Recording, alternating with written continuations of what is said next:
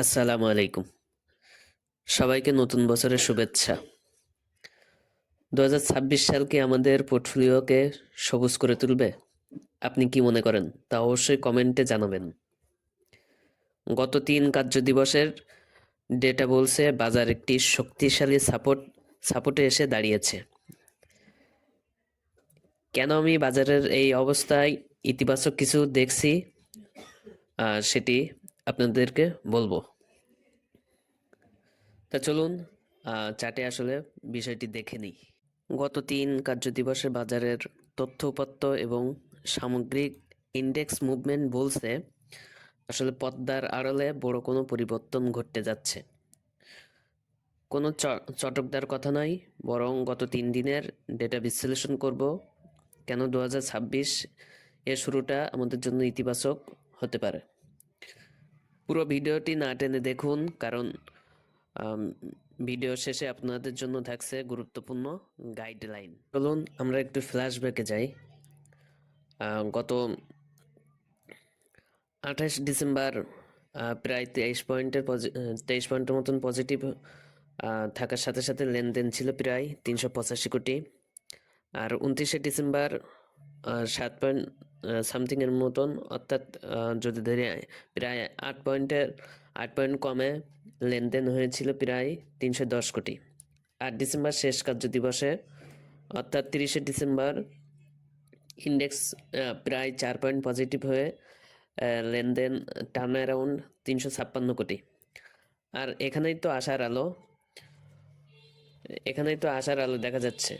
যদি বিষয়টা একটু সারসংক্ষেপ করে বলি, তবে দেখব যে এই ৩ দিন নেগেটিভ পজিটিভ দুই পক্ষই দুর্বল ছিল, কিন্তু সামগ্রিক প্রেক্ষাপটে পজিটিভের পাল্লায় ভারী ছিল বলে আমার মনে হয়। এবার আসি আসলে টেকনিক্যাল লেভেলে। আসলে আমাদের জন্য সবচেয়ে বড় লাইফলাইন বা মেজর সাপোর্ট হলো এই প্ল্যাটফর্ম থেকে বরাবরই বলা হয়েছিল, সেটি হচ্ছে ৪৮২০। মেজর সাপোর্টের কথা বলা হয়েছিল, লাইফলাইন হিসেবে বলা হয়েছিল ৪৮২০। সেটা দেখেছেন যে আসলে রাখতে পেরেছে কিনা, সেটা আপনারা কিন্তু দেখেছেন যে আসলে এটা কিন্তু অনার করেছে এবং তার উপরেই কিন্তু ছিল। আর হচ্ছে আপনার মাইনর সাপোর্ট জোন আছে হচ্ছে ৪৮৫০।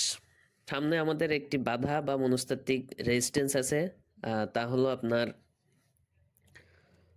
এই প্ল্যাটফর্ম থেকে বলা হয়েছে যে আপনার ৪৯০০ থেকে ৪৯০০ থেকে ৪৯৩০।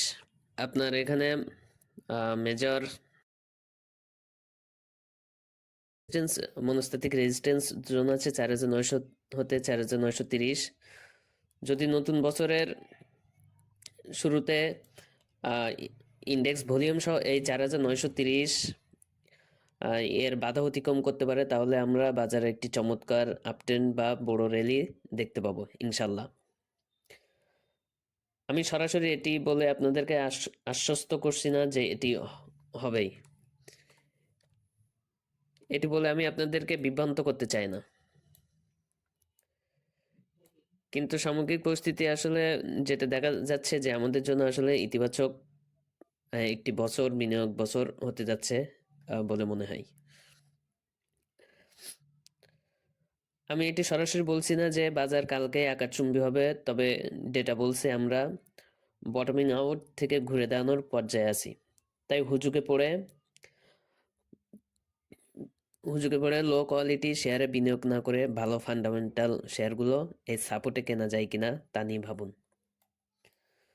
২০২৬ সাল হোক আমাদের জন্য লস রিকভারি এবং প্রফিটের বছর। আর ভিডিওটি ভালো লাগলে লাইক, কমেন্ট করুন এবং শেয়ার দিয়ে অন্য বিনিয়োগকারী ভাই ও বন্ধুদের জানতে সাহায্য করুন। দেখা হবে আগামীতে। ভালো থাকুন, সুস্থ থাকুন। আল্লাহ হাফেজ। আসসালামু আলাইকুম।